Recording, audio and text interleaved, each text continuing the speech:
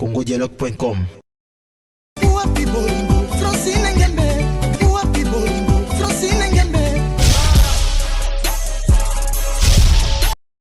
Messieurs et dames, chers amis, voilà pour vous une nouvelle émission qui s'intitule Hors Noir. Hors Noir est une émission socioculturelle, une émission qui s'intéresse à tous les opérateurs.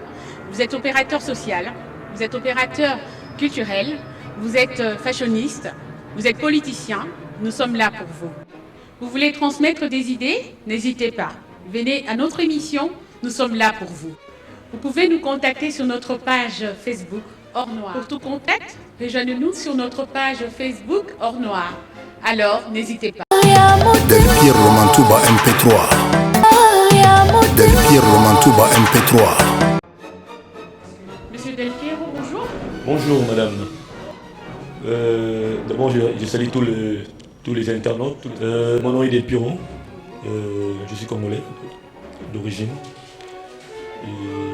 Je suis styliste modéliste. C'est vrai que j'étais dans la production musicale, mais depuis un certain temps, j'ai arrêté la production pour le stylisme et le modélisme. Donc voilà.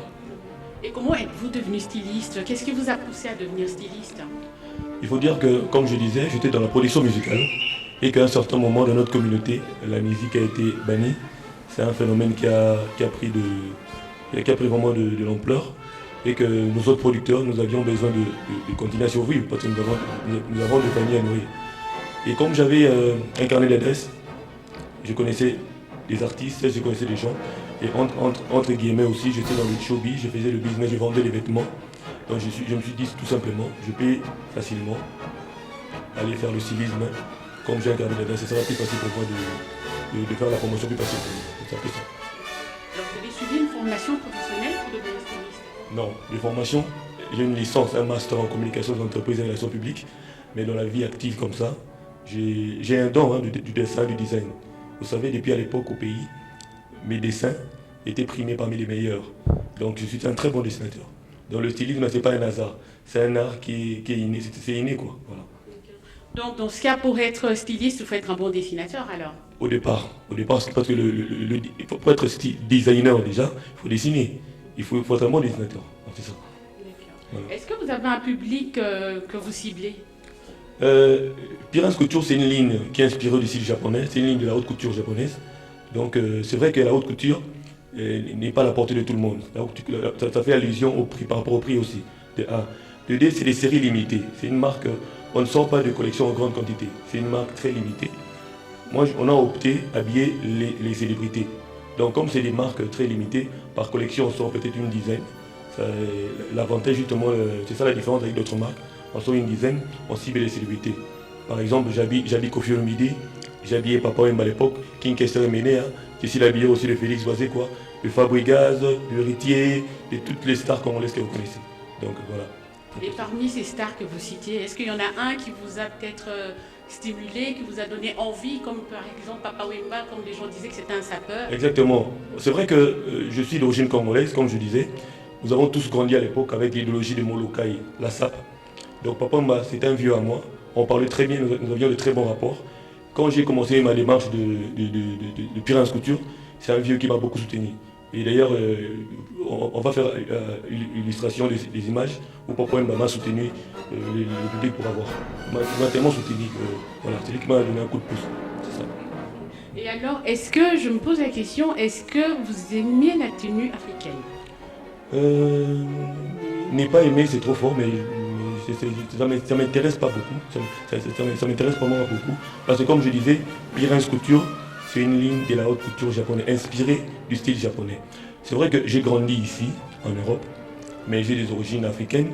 Je peux pas avoir dans le subconscient comme ça, dans mes inspirations, quelques idées de nos motifs africains, mais le style africain, comme le pain, tout ça, c'est pas vraiment ce que ça ne me préoccupe pas. Voilà.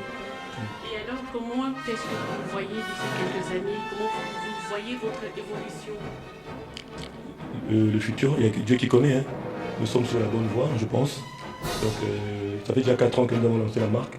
Aujourd'hui, je peux être sûr, parce qu'avant, nous étions encore dans le stade de la promotion. Nous faisions d'abord la promotion de la marque. Mais maintenant, on a comme l'impression que la marque a été acceptée. Il y a de plus en plus de demandes.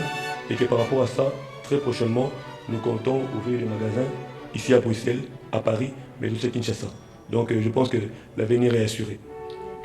Mais il y a pas mal de jeunes qui voudraient aussi devenir stylistes. Qu'est-ce que vous pouvez leur donner comme conseil pour devenir un bon styliste?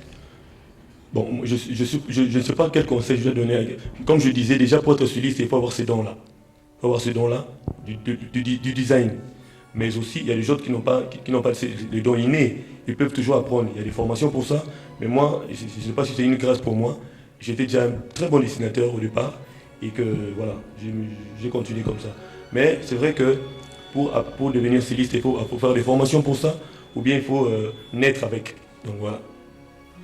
Et alors, si on a besoin d'avoir votre collection, où est-ce qu'on peut la trouver? Les gens peuvent toujours aller commander sur www.piranscouture.com et j'espère que très prochainement il y aura la nouvelle collection en ligne. Parce que jusqu'à là, les sites sont encore en construction, mais sur Facebook, notre page piranscouture.com, les gens peuvent toujours commander, prendre contact avec nous et commander. Voilà. Je dois en avoir. Ah ouais, comme vous savez. Donc je salue mes amis, Grégoire Ifaso, mon ami drone. Le drone, comment il s'appelle, Mokyo, mon ami drone. Je salue aussi Pajou ma TTC, mon ami de tous les temps. Voilà. Quelles sont les prochaines étapes de l'évolution de votre marque?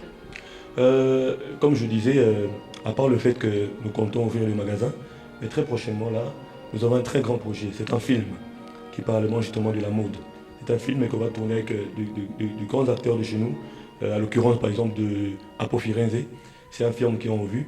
Nous travaillons déjà là-dessus. Donc très prochainement, un film qui parle de la mode, mais qui mettra justement l'accent sur Pirance Couture. Les gens vont découvrir. Voilà. Et alors, est-ce que vous êtes au courant d'un événement qui se produit très souvent à Bruxelles qui s'appelle Fashion Style? Exactement. D'ailleurs, je pense que je vais inviter aussi. C'est une bonne chose que vous veniez à Fashion Style parce que je pense que c'est un domaine qui vous concerne aussi. Bien sûr que oui. Tout ce qui touche à la mode, je suis sensible à ça. Bien sûr. C'est comme un footballeur. J'espère bien que le foot, il ne va pas zapper que s'il y a le foot sur la télé. Il ne zappe pas. C'est comme moi, je suis un styliste. Quand il y a des événements comme ça, je ne vais pas manquer. Monsieur Delphiron, nous vous disons merci. Merci à vous. Et à la prochaine. Merci.